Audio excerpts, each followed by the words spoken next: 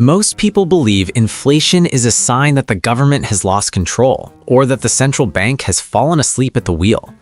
But if you look at the history of every modern fiat currency, the goal has never been zero inflation. The goal is perpetual, controlled devaluation. It is a feature designed to keep the gears of a debt-based economy turning. You might be wondering, why would anyone design a system that makes me poorer every single year? To understand why your money loses value, you have to understand the alternative. Central banks, like the Federal Reserve or the ECB, have an explicit target of 2% inflation. They don't want prices to stay flat. They specifically want your purchasing power to erode just slowly enough that you don't panic. This is because of debt. Our entire global economy is built on credit.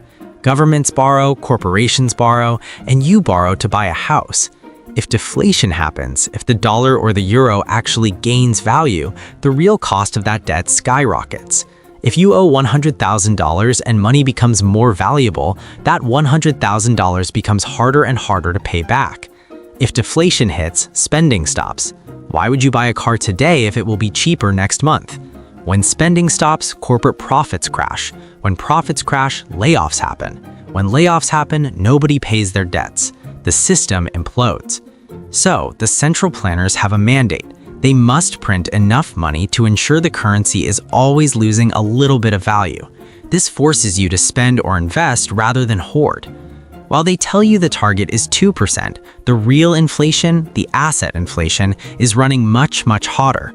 And this leads us to the mechanism that explains why the rich get richer during inflation and you get left behind.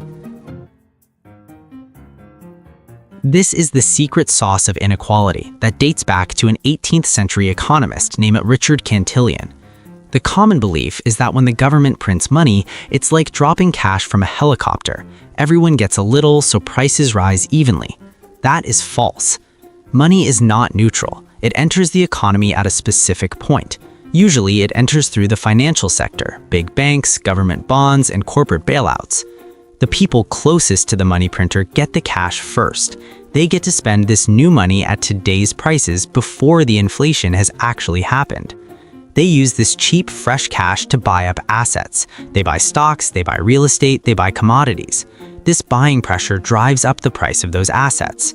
By the time that new money trickles down to you through your wages or a government check, prices have already risen. You are getting the money last, after it has lost its value.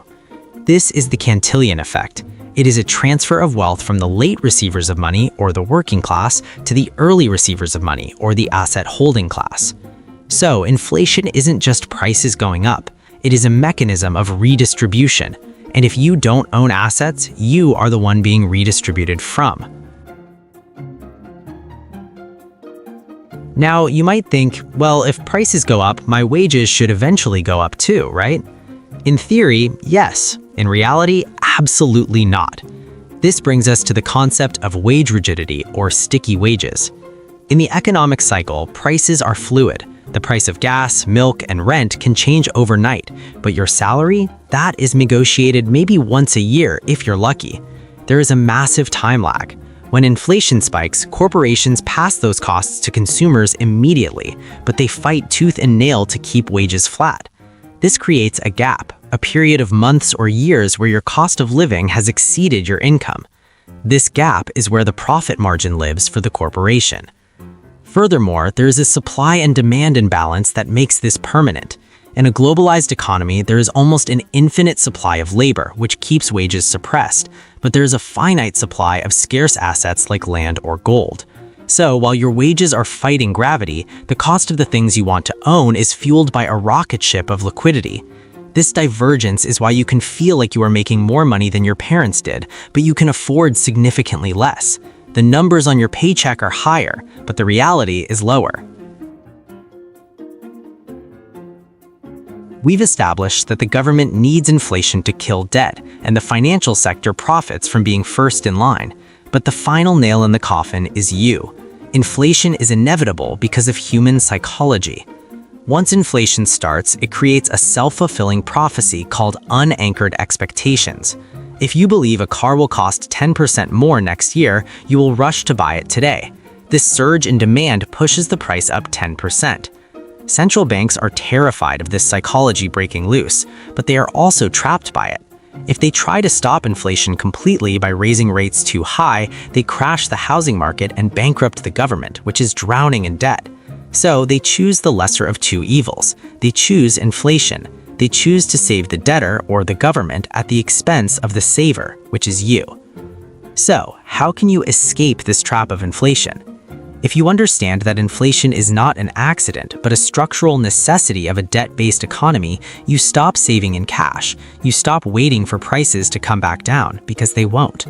You realize that you must become an owner of assets, not just an earner of wages. You have to move yourself closer to the money spigot. The game is rigged to inflate. The only way to win is to position yourself on the side of the inflation, not underneath it. Thanks for watching. I'll see you in the next video.